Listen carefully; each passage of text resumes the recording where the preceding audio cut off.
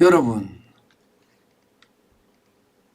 동네 상권의 떡집들 진짜 빨리 사라지고 있습니다. 어느 정도로 빨리 사라지고 있는가 하면요. 여러분 이거 한번 보세요. 3년 새 동네 떡집 평균 감소수입니다. 예, 1년에 적어도 233개가 사라지고 있습니다. 굉장히 빠른 속도로 사라지죠. 예. 뭐 여러 가지 이유가 있을 거예요. 아마 여러 가지 이유가. 떡집이 사라지는 것은. 저는 원래 떡을 굉장히 좋아하기 때문에 떡을 잘 사 먹거든요. 그래서 우리 아파트 안에 상가의 떡집에도 자주 갑니다. 여러 가지. 가래떡부터 시작해서 시루떡, 인절미까지. 예, 저는 자주 사 먹기 때문에 떡을 또 좋아하거든요. 빵도 좋아하지만 저는 떡도 좋아합니다. 그래서 자주 사 먹습니다. 그런데 요즘 애들은 안 먹어요. 요즘 애들은요. 이게 탄수화물이 들어있다 이러면 기겁을 하더라고요. 예, 우리 아이들도 보면 떡 먹으라 그러면 안 먹습니다. 예, 그만큼 말입니다. 탄수화물에 대해서 예민합니다. 그런데 빵은 먹어요. 또 빵은 케이크도 먹고요. 그러니까 자연스럽게 말입니다. 떡집 분위기에서 예, 이게 빵집 분위기로 많이 바뀌는 거죠. 그렇기 때문에 시대의 흐름이 변해서 떡집의 매출이 줄고요. 떡집의 매출이 줄으니까 이게 더 이상 버티지 못하는 사람들이 파업을 한다. 이렇게 이야기하거든요. 또 있습니다, 여러분. 또 있어요. 요즘 말입니다.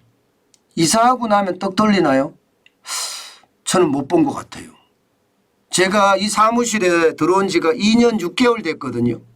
2년 6개월 됐는데 이 사무실에서 떡 돌리는 걸 한 번도 보지 못했습니다.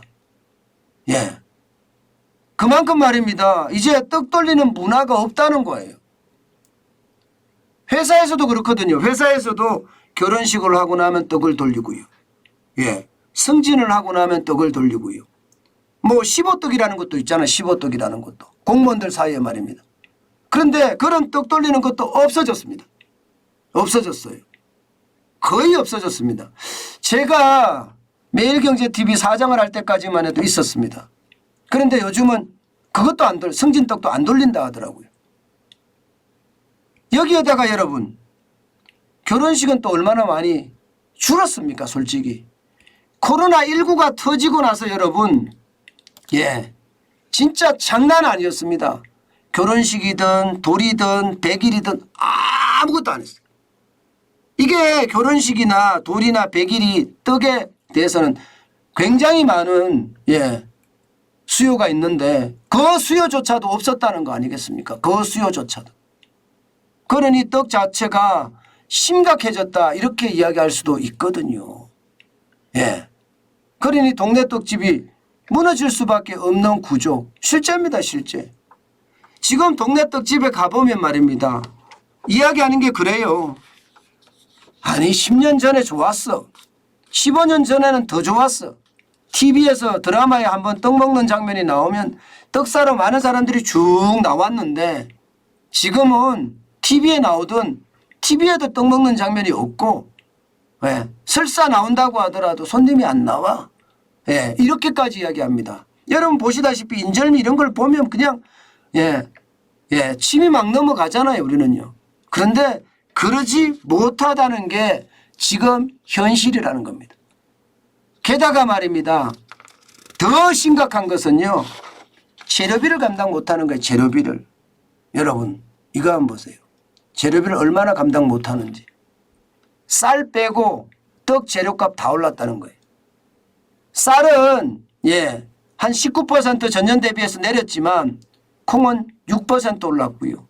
팥은 10%, 참기름은 16%, 식용유는 무려 23.9%가 올랐다고 합니다. 그러면 여러분 버텨내겠어요 떡집들이?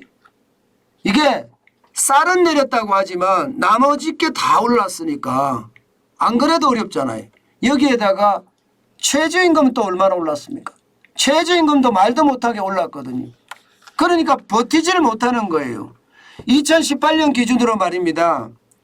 전국의 떡집 수는요 17,200개였습니다. 그런데 2021년 기준으로 16,500개로 줄었습니다.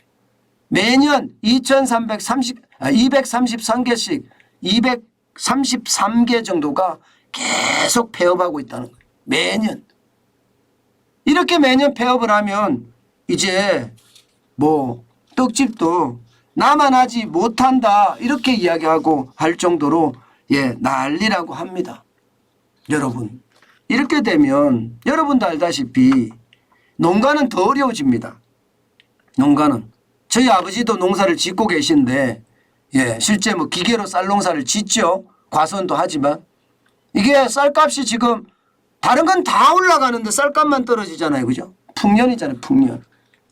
근데 쌀 소비를 많이 해줘야 되는데 쌀 소비가 안 되는 거예요. 우리나라 전 국민이 말입니다. 하루에 햇반 하나를 소비를 못한대. 햇반 하나. 햇반 하나가 210g인가 그런가요? 210g인가? 우리나라 평균 하루 소비량이 150g 정도밖에 안 되는 거예요. 그러니 이게 하나만 충격이 있는 것이 아니라 연쇄적으로 계속 충격이 가해지는 거죠. 그래서 동네 떡집들이 사라진다 이렇게까지 이야기할 정도입니다. 참 이런 것을 보면요. 시대가 변하는데 그 변화의 어떤 흐름에 잘 묻어가야 되잖아요. 그러려고 그랬으면 이게 떡도 말입니다. 전통 떡도 중요하지만 떡도 세계화할 수도 있는 거고요. 빵이 세계화되는데 떡이 세계화 안 될 이유가 어디 있습니까? 그러니까 이게 뭔가 세계화를 위한 그런 변화도 좀 필요했던 것 같고요. 또 변화를 안 하고 있으니까 그냥 그렇게 지금 상황이 나빠지는 것 아닌가. 저는 그런 생각도 해봅니다. 어쨌든 떡이 저는 많은 사람들에게 다시 회자가 돼서 동네 떡집들이 쉽게 말하면 먹고 살 수 있게끔 그렇게 됐으면 참 좋겠습니다. 제 방송을 정환진 TV를 보시는 분도 계신데요. 떡집을 하시는 분이 계세요. 그분이 하는 말씀이 그래요. 오늘은 한 개 팔았어요. 이렇게 저한테 문자가 가끔 올 때가 있어요. 그때마다 참 가슴이 아프더라고요. 오죽했으면 그냥 노는 거나 마찬가지죠. 이런 얘기가 나올 거예요. 참 안타깝죠. 그렇지만 힘내시자고요. 동네 떡집이 동네 장사만 했다면 이제는요 뭔가 온라인도 준비를 해서 뭔가 소비를 더 촉진시킬 수 있는 방법도 찾아내야 됩니다. 내 스스로 노력한다고 안 된다? 내 스스로 노력하면 됩니다. 노력하다 안 되면 또 노력하고요. 그래도 안 되면 또 노력하면 분명히 빛이 보일 겁니다. 저는 대한민국의 자영업자 여러분들이 힘을 낼 수 있을 거라고 생각을 해요. 그래서 열심히 하다 보면 큰 희망도 보이니까 좌절하지 마시고 온라인도 판매할 수 있게끔 만들어 가면서 위기에 대응하는 게 중요하다고 생각을 합니다.